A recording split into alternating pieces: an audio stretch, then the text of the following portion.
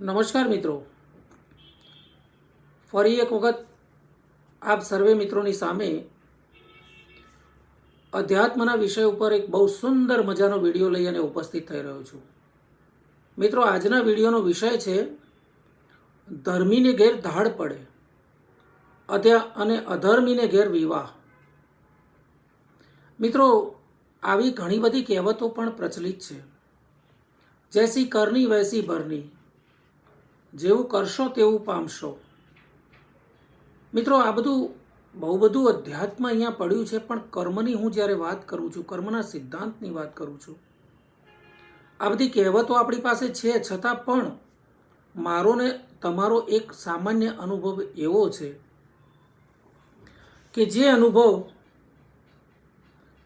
પ્રત્યક્ષ અનુભવના રૂપે આપણી પાસે છે અને આપણે નજર જોઈએ છીએ કે જે માણસો બહુ દુષ્કર્મ કરતા હોય, પાપી હોય, દુષ્ટ હોય, ગુંડા મવાલી હોય, એમના ઘરે ગાડી, મોટર, બંગલો, સુખ, સંપત્તિ, વૈભવી ઠાઠ જીવન જીવતા હોય છે. જ્યારે નીતિ, ધર્મ, પ્રામાણિકતાથી જીવન જીવનારો સત્યનિષ્ઠ માણસ, ભક્ત માણસ દુઃખી જીવન જીવતો હોય છે. તો આવું કેમ?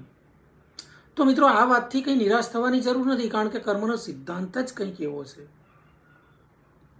મિત્રો, એક ઉદાહરણ આપું કે એક કોઠી ભરેલી છે અનાજની, એમાં કોદરા ભર્યા છે. આપણે રોજ નીચેના બાકોરામાંથી કોદરા કાઢી દળાઈ અને પછી એ કોદરા ખાઈએ છીએ. પરંતુ હવે આપણે નક્કી કર્યું કે આપણે ઉપરથી ઘઉં નાખવા છે, તો ઉપરથી રોજ ઘઉં નાખતા જઈએ છીએ, પણ નીચેથી તો કોદરા જ નીકળે છે અને કોદરા ખાઈએ છીએ. તો એનાથી દુઃખી થવાની જરૂર નથી. મિત્રો, કોઠીમાં અગાઉના કોદરા જ્યાં સુધી પડ્યા છે ત્યાં સુધી ઘઉં ઉપરથી નાખવામાં આવે, પણ કોદરા પૂરા ન થાય ત્યાં સુધી ઘઉં નીકળવાના નથી. અને કોદરા આપોઆપ પૂરા થઈ જશે પછી ઘઉં નીકળવાના જ છે, એટલે સારું ફળ મળવાનું જ છે. તો કર્મનું પણ કંઈક આવું જ છે. મિત્રો, પાપ કર્મ હોય એ પણ સંચિત કર્મ થાય છે, પુણ્ય કર્મ પણ સંચિત થાય છે.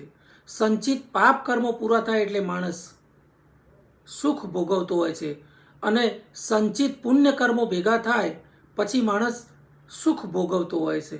એટલે પાપ અને પુણ્ય એ આપણા સંચિત કર્મો ઉપર આધારિત છે. મિત્રો, ગમે તેવા અત્યાચારી, દુરાચારી માણસો અત્યારે સુખી હોય છે, કારણ કે એમના સંચિત કર્મો જે છે એ પુણ્ય કર્મો છે, એનું ફળ ભોગવે છે. પણ એ પૂરું થશે પછી નીચેથી કોદરા જ નીકળવાના છે, એમને દુઃખી જ થવાનું છે. જ્યારે આપણે ભલે પૂર્વે સંચિત કર્મો, પાપ કર્મો છે, પણ અત્યારે દુઃખી થઈએ છીએ, પણ એ પૂરા થાય